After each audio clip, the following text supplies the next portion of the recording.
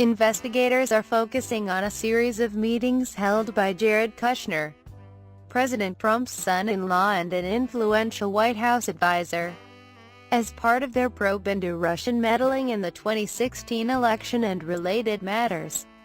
According to people familiar with the investigation, Kushner, who held meetings in December with the Russian ambassador and a banker from Moscow, is being investigated because of the extent and nature of his interactions with the Russians, the People said. The Washington Post reported last week that a senior White House official close to the president was a significant focus of the high-stakes investigation, though it did not name Kushner. FBI agents also remain keenly interested in former Trump National Security Advisor Michael Flynn and former Trump campaign chairman Paul Manafort. But Kushner is the only current White House official known to be considered a key person in the probe. The Post has not been told that Kushner is a target or the central focus of the investigation, and he has not been accused of any wrongdoing. Target is a word that generally refers to someone who is the main suspect of investigators' attention, though prosecutors can and do bring charges against people who are not marked with that distinction. Mr. Kushner previously volunteered to share with Congress what he knows about these meetings.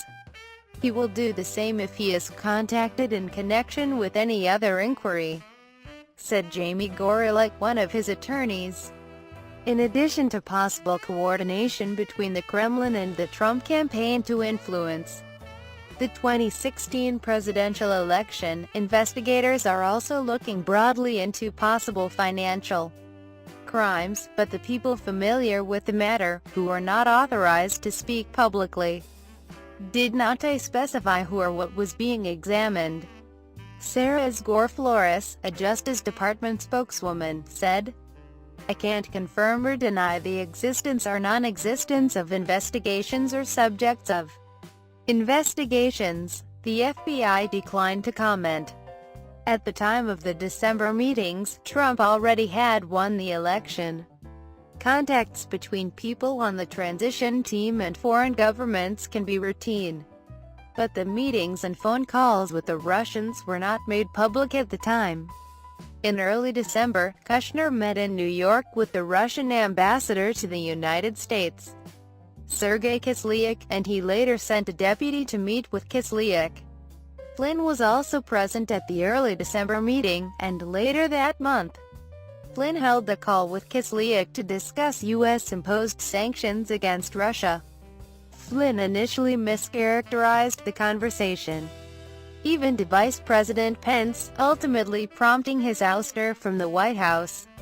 Kushner also met in December with Sergei Gorkov, the head of Bank, which has been the subject of U.S. sanctions following Russia's annexation of Crimea and its support of separatists in eastern Ukraine. In addition to the December meetings, a former senior intelligence official said FBI agents had been looking closely at earlier exchanges between Trump associates and the Russians dating to the spring of 2016, including one at the Mayflower Hotel in Washington. Kushner and Kislyak, along with close Trump advisor and current Attorney General Jeff Sessions, were present at an April 2016 event at the Mayflower where then-candidate Trump promised in a speech to seek better relations with Russia. It is unclear whether Kushner and Kislyak interacted there. The New York Times reported that Kushner omitted from security clearance forms his December meetings with Kislyak and Gorkov, though his attorney said that was mere error and he told the FBI soon after that he would amend the forms. The White House said that his meetings were normal and inconsequential. Kushner has agreed to discuss his Russian contacts with the Senate Intelligence Committee, which is conducting one of several investigations into Russian meddling in the 2016 election. In many ways, Kushner is a unique figure inside the White House. He is arguably the president's most trusted advisor. and he is also a close member of the president's family. His list of policy responsibilities is vast. His foreign policy portfolio alone includes Canada and Mexico, China, and peace in the Middle East, yet he rarely speaks publicly about any of them. Former FBI Director Robert S. Mueller III is now leading the probe into possible coordination between the Kremlin and the Trump campaign, and he has set up shop in the Patrick Henry Building in downtown D.C. even before he was picked by Deputy Attorney General Rod J. Rosenstein to take over the case. Investigators had been stepping up their efforts, issuing subpoenas and looking to conduct interviews, people familiar with the matter said. A small group of lawmakers known as the Gang of Eight was recently notified of the change in tempo and focus in the investigation at a classified briefing. It is unclear exactly how Mueller's leadership will affect the direction of the probe. This week, Justice Department ethics experts cleared him to take over the case even though lawyers at his former firm, WilmerHale, represent several people who could be caught up in the matter, including Kushner, Manafort and Trump's daughter Ivanka, who is married to Kushner. Mueller resigned from the firm to take over the investigation.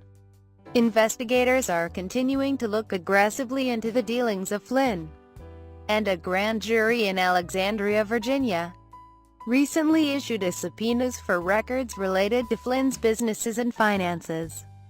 According to people familiar with the matter, Flynn's company, the Flynn Intel Group, was paid more than $500,000 by a company owned by a Turkish-American businessman close to top Turkish officials for research on Fethullah Gulen, a cleric who Turkey's president claims was responsible for a coup attempt last summer.